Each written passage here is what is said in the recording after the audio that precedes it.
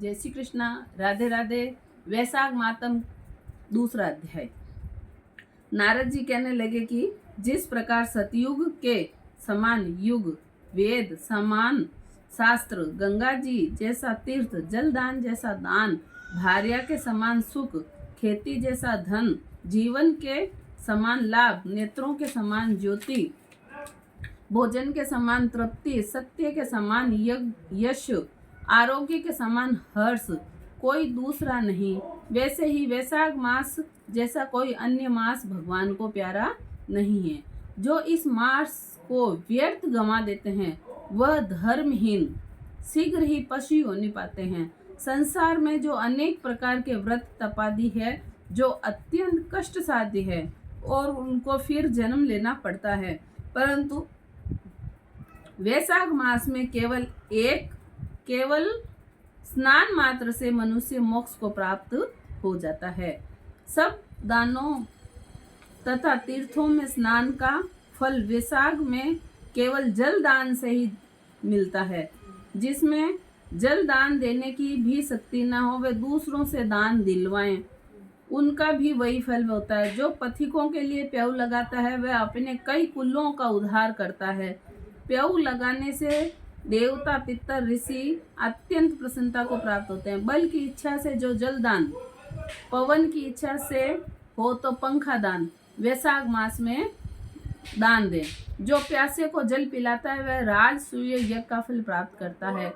जो धूप और पसीने से व्याकुल ब्राह्मण पर पंखे से हवा करता है वह सब पापों से रहित होकर गरुड़ के समान हो जाता है। और ब्राह्मण को पंखा दान न करने वाले अनेक प्रकार के वातादि से दुखित हो नरक में वास करते हैं। जो थके हुए ब्राह्मण पर कपड़े ही से हवा करता है वह पापहीन होकर भगवान विष्णु के सायुज्य मुक्ति को पाता है। और जो शुद्ध हृदय से ताड़ का पंखा दान करते हैं वह सब पापों से मुक्त होकर वैकुंठ लोक को जाते हैं। जो खड़ाऊ दान करते हैं वे यमदूतों से तिरस्कार करते हुए वैकुंठ को जाते हैं। जूते दान करने वाले न इस संसार में दुख होता है न नरक यातना भोगनी पड़ती है। ब्राह्मण के याचना करने पर खड़ाऊ दान करने वाला राजा होता है। जो मार्ग में आश्रम के लिए घर बनाता है उसका फल देवता भी वर्णन नहीं कर सकते। जो अतिथि ब्राह्मण को भोजन करावे उसके फल का भी कोई विस्तार नहीं है। अन्न पाने वाला अपने माता पिता को भी भूलकर दान ही को अपना सर्वस्व मानता है। माता पिता तो केवल जन्म के दाता है, इसलिए विद्वान लोग अन्न देने वाले को ही पिता कहते हैं। बोले श्री कृष्णचंद्र भगवान की जय।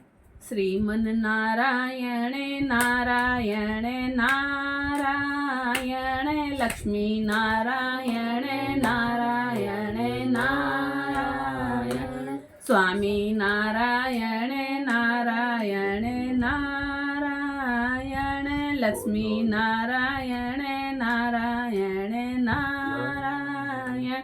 बोलो नारायण नारायण नारायण।